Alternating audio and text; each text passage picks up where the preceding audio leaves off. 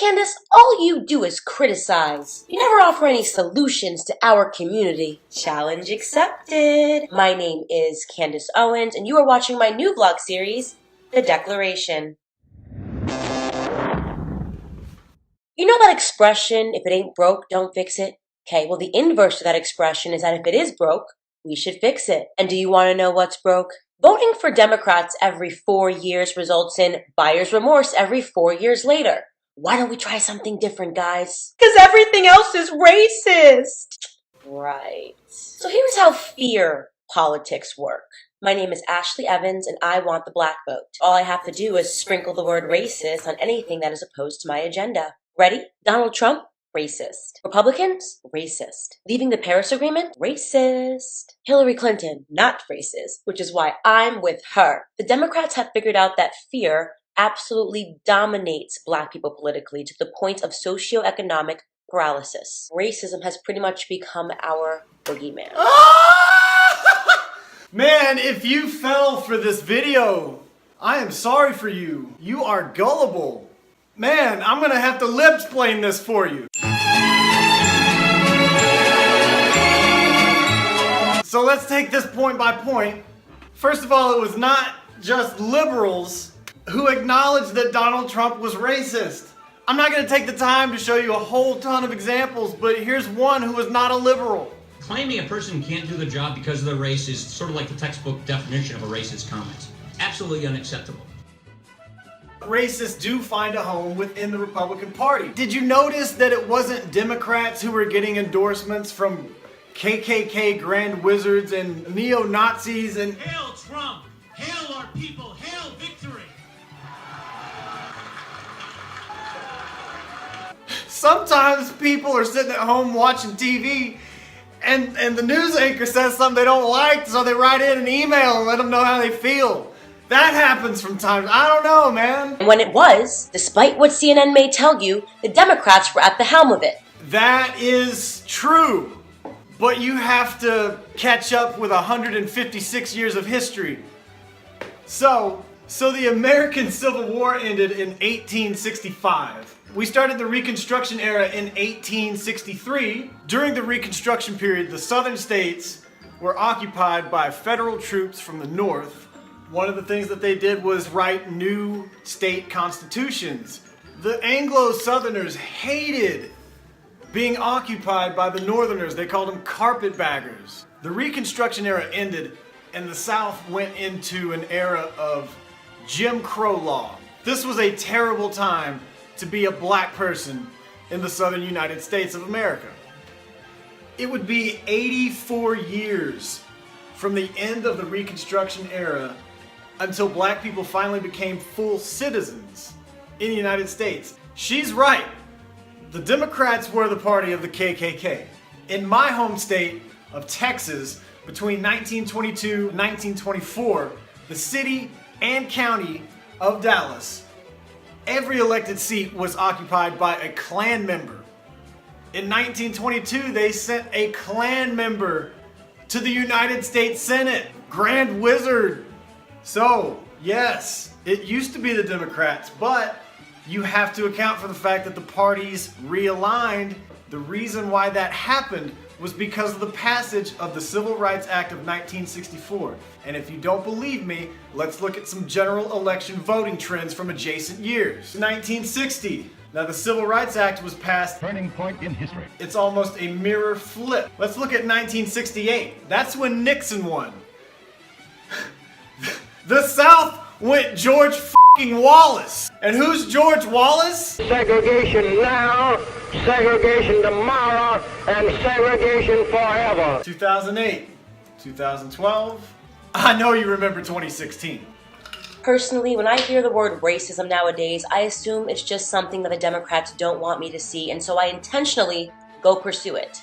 No, you don't! Because you don't know anything! Don't take it from me. Let's take a look at what our blind allegiance to the Democratic Party has earned us in territories that they are dominating. Flint, Michigan, not only one of the country's poorest cities, but also listed recently as one of the most dangerous. They don't even have clean drinking water. They don't even have clean drinking water. The reason they don't have clean drinking water is because 2 emergency managers appointed by a Republican governor switched the city's water supply without doing a test on the pH balances of the water, and it caused lead to leach out of the pipes and contaminate the drinking water.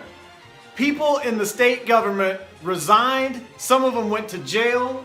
It was a big deal. It wasn't Democrats that went to jail. Detroit, a complete and utter urban failure, and I am not just talking about Eminem. Oh, Eminem is fine. They've got crime, they've got poverty, take your pick.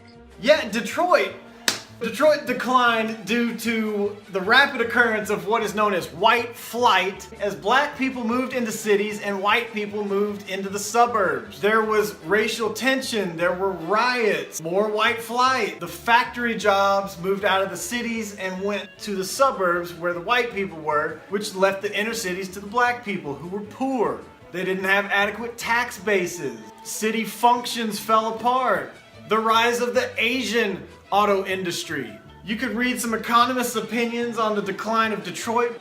I don't think any of them were blaming it on liberal policies. Philadelphia. I feel like they win poorest major city almost every year. Not the greatest superlative, but Democrats. I actually own these books written by this guy who is a professor of sociology, and he wrote these 3 books on sociological studies on Philadelphia. He had some things to say: white flight, racial discrimination, expansion of the criminal justice system that disproportionately affected black people.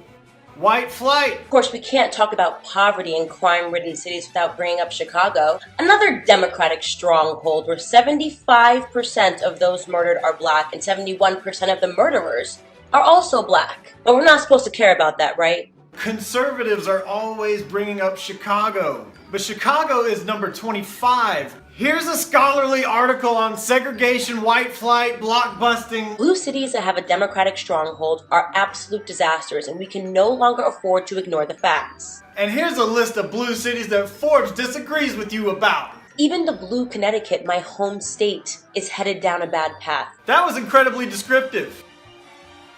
I mean, apparently we looked at Chicago and thought, that seems like a sound economic plan. Keep taxing the productive citizens and rewarding those that do absolutely nothing. Let's see how fast we can bankrupt this place. What the hell are you even talking about? The time is now for black minds to be unleashed and to revolt against the politics of fear. The question we should be asking ourselves is, look how much African American communities have suffered under Democratic control. What do you have to lose by trying something new? Absolutely nothing, Mr. President. Oh, maybe I can think of one thing. So you remember back when the Democrats were the conservatives, voter suppression against blacks was so bad that the Voting Rights Act was passed in 1965 to ensure their right to vote. In 2014, the Supreme Court ruled on the case of Shelby County versus Holder. The result on the ruling was an amendment to the 1965 Voting Rights Act that removed key provisions from the bill on the grounds that these provisions, I'm going to read it, it conflicted with the constitutional principles of federalism and equal sovereignty of the states because the disparate treatment of the states is based on 40-year-old facts having no logical relationship to the present day. So basically, the Supreme Court said that the southern states aren't racist anymore and don't need to be babysat by the federal government to make sure that they're letting everyone vote fairly. Well, in 2014, Republicans took over the state legislature in North Carolina. They effectively punished voters in districts that voted for Obama in the 2012 election by closing polling stations, closing the DMV in mostly black communities so that people could not get their ID to comply with the new voter ID laws that just went back into effect. The Supreme Court declined to review the findings of a lower court. The lower court had determined that this House bill was unconstitutional. So you could possibly stand to suffer some impact on your civil rights by voting for a Republican. Okay, so one more thing really quick, and this is purely a matter of coincidence. While I was doing research for this video, I came across this article that was published by the Heritage Foundation. assuring everyone that the North Carolina voter suppression stuff was a myth. Okay, that is the same Heritage Foundation where Ted Cruz said this about Jesse Helms. We need 100 more, like Jesse Helms in the U.S. And who is Jesse Helms? Just think about it. Homosexuals, lesbians, disgusting people marching in our streets demanding all sorts of things, including the right to marry each other.